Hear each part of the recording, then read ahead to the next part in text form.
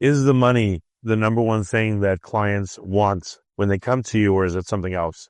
The money is, of course, very important. We don't want to lose sight of that because their compensation is what they're there for.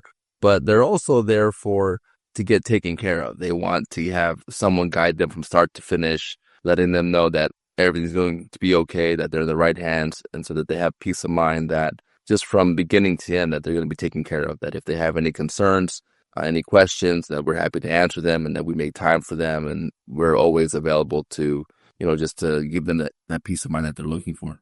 Yeah. Do you have clients ask you for things that you'll say, "Oh, I'm sorry, that's not in my scope of practice," such as, I'm having these problems with my car since the accident, and I don't know how to deal with the insurance and blah, blah, blah. I've heard a lot of personal injury, attorneys say, well, the car part, you deal with your insurance and all that. I don't really deal with that part. I deal with the medical side and those injuries. Is that what you do in your practice, or do you try to do like an overall approach where you help them with everything going on with their case? I would say that we help them with everything going on in their case as far as the property damage. So in a car accident case, there's the property damage and the bodily injury, right? And the property damage claim, we're not always representing them for that portion, but we're there to answer any and all questions that they have so that they can make sure that they get their car fixed or get compensated what they should. For some of the clients that really need our help and they don't know what to do and they can't navigate it on their own, we do handle the property damage claim also. But I think a lot of times it's just easier for everybody if they handle that portion. And then the bodily injury claim, that's what we focus on. But we're there to answer questions. We make the time and give everyone our energy so that they can get the best help that they can. Yeah, you talked about bringing empathy to the process. So did you feel like the process was not empathetic to your clients, or did they voice concerns earlier on? Like, how did that come onto your radar? I think just at the very beginning, it was my idea to bring that compassion and that empathy to clients from the start. When I opened the practice, I wanted to deliver a service that was essentially better than what was out there. I thought, I'm starting out, I have to do something better than everybody else.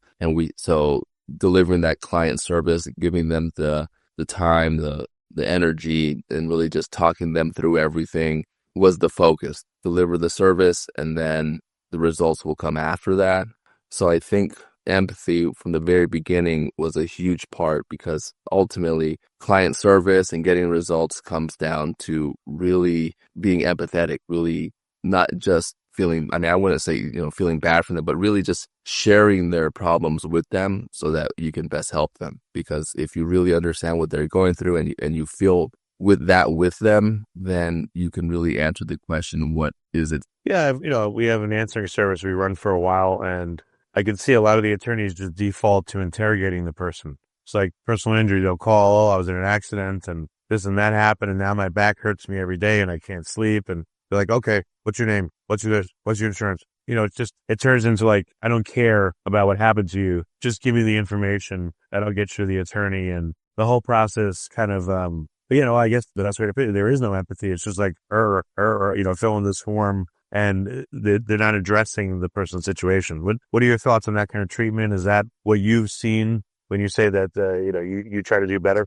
Yeah, that's what I think that I saw back when I opened up the firm that I had exposure to. They were just like, well, if we can't take their case, we don't want to help them and we want to turn them away. We don't want to advertise that, hey, oh, let's give us a call. If we can't help you, we'll still give you advice and give you direction. Like I spoke to other law firm owners, other attorneys, and about their marketing. And I said, hey, why don't you market that way and say, hey, like we'll just be here for you as a resource if you have any questions or concerns. And a lot of times they would just tell me like, well, we don't want to waste time with clients that we're not going to represent.